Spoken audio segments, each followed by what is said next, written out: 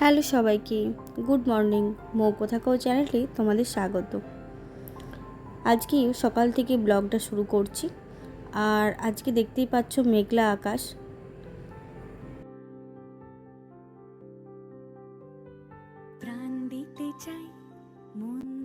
আজ তো সকাল থেকেই দেখো বললাম মেঘ করেছে, তাই একটু পরেই বৃষ্টি শুরু হয়ে গেছে।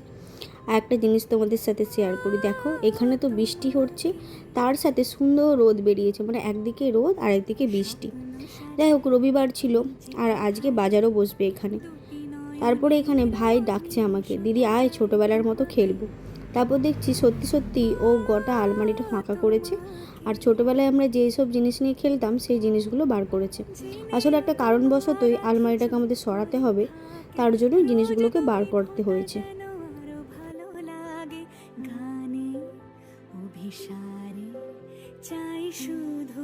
আসলে ছোট থেকেই আমরা খেলতাম আর খেলনাগুলো গুছিয়েও রাখতাম।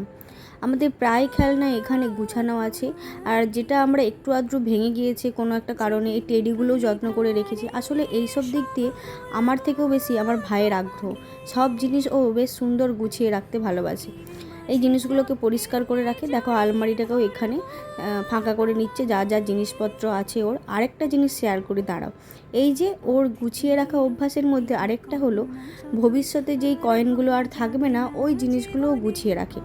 যেমন 1 পয়সা 2 পয়সা, যেই মানে আমাদের জেনারেশনের পর যারা আসবে তারা হয়তো এই কয়েনগুলো দেখবেও না, তাই তাদের দিকে দেখানোর জন্য বা নিজের কালেকশান বা ইচ্ছে বলতে পারো, ও পয়সাগুলোকে গুছিয়ে রেখেছে। তো তারপরে আবার বেরিয়ে পড়েছে এখানে বাজার যাওয়ার উদ্দেশ্যে। আর সেদিন আমার হাজব্যান্ডও এ বাড়িতে ছিল, তো ওরা দুজনে মিলেই বাজারের দিকে একটু যাচ্ছিল। আর বলতে না বলতে পার্সেল ছিল একটা, ওটাও চলে এসেছে। দাঁড়াও তোমাদের পার্সেলের ভিতরে কি আছে ওটা শেয়ার করি।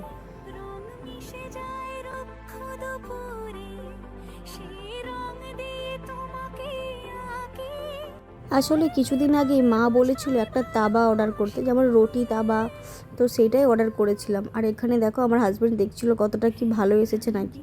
তো ঠিকঠাকই ছিল সাইজটা, তারপরে মা বললো যে রেখেই দিই, ভালো লাগছে বেশ।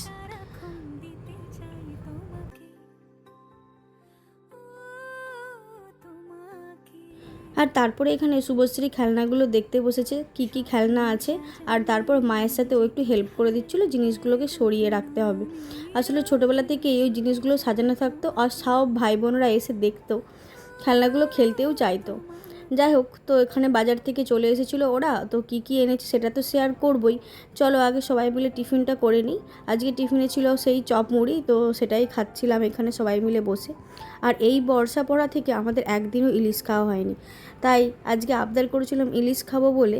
তো দেখো ইলিশ মাছটা নিয়ে এসেছে, এর থেকে বড় না আর বাজারে ছিল না, তো ওই জন্য এই ইলিশটাই এনেছিল সেদিনকে। তোমাদের তো নিশ্চয়ই অনেকেরই ইলিশ খাওয়া হয়ে গেছে।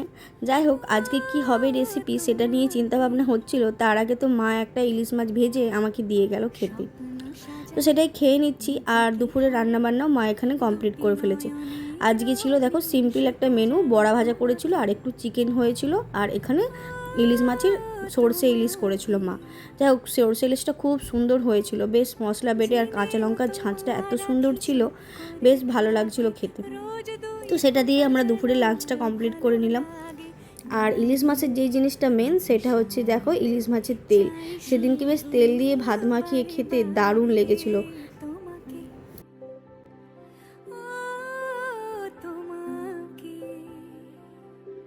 যেদিন কানে কানে সব বলবো তোমাকে, বুকের মাঝে চাপতে। তোমরা তো দেখি বুঝতেই পারছো যে এখানে কিছু পকোড়া ভাজা হচ্ছে। আসলে আমি ওর কাছে আবদার করেছিলাম একটু চিকেন পকোড়া খাওয়ার। আসলে ও না একটু অন্য রকম করে এই চিকেনটাকে ম্যারিনেট করে রাখে, আমার সেই জিনিসটা বেশি খেতে ভালো লাগে। বিয়ে বাড়ি বা অনুষ্ঠানে আমরা যেরকম খাই সেরকম নয়, একটু আলাদা। বেশ কাঁচা লঙ্কার একটা আলাদা ফ্লেভার থাকে, বেশ ভালো। তো ওকে বলেছিলাম, ও সকালেই চিকেনটা এনে ম্যারিনেট করে রেখেছিল, আর সন্ধেবেলায় ভাজাভাজিটা করে নিচ্ছিল। আর সন্ধেবেলায় বুঝতেই পারছো সবাই মিলে একটু গল্প হচ্ছিল, আর মা এদিকে চা বানাচ্ছিল।